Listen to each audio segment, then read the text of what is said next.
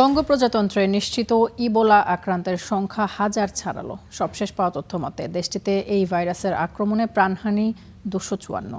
ভাইরাসটিতে আক্রান্ত হয়ে এখনও হাসপাতালে ভর্তি রয়েছেন 365 জন। কঙ্গো প্রজাতন্ত্রের বুনিয়া অঞ্চলের কিগনজে ক্যাম্পের বাসিন্দা লুনা।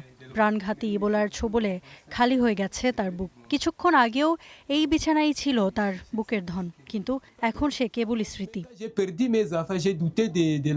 আমার ছেলেটার জ্বর হলো, 1 মাস পর আবার অসুস্থ হয়, বমি করতে শুরু করে।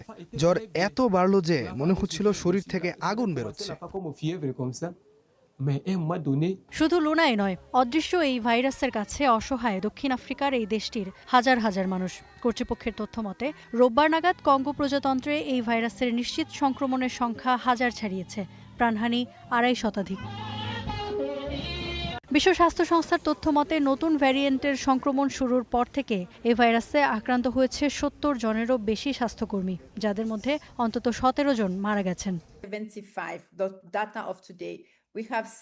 এখন পর্যন্ত 75 জন স্বাস্থ্যকর্মী ইবোলা ভান্ডিবুগিও ভ্যারিয়েন্টে আক্রান্ত হয়েছেন। তাদের মধ্যে 17 জনের মৃত্যু হয়েছে, অর্থাৎ আক্রান্ত স্বাস্থ্যকর্মীদের প্রায় 24.6% এই রোগে মারা গেছে।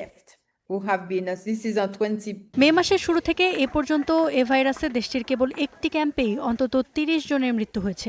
নতুন ভ্যারিয়েন্ট বুন্ডিবুগিও ছড়ানোর পর এই ভাইরাসে আক্রান্তদের মধ্যে 25.3%ই প্রাণ হারিয়েছেন। সবশেষ তথ্য অনুযায়ী এ ভাইরাসে আক্রান্ত হয়ে দেশটিতে এখনও হাসপাতালে ভর্তি 3.5 শতাধিক মানুষ।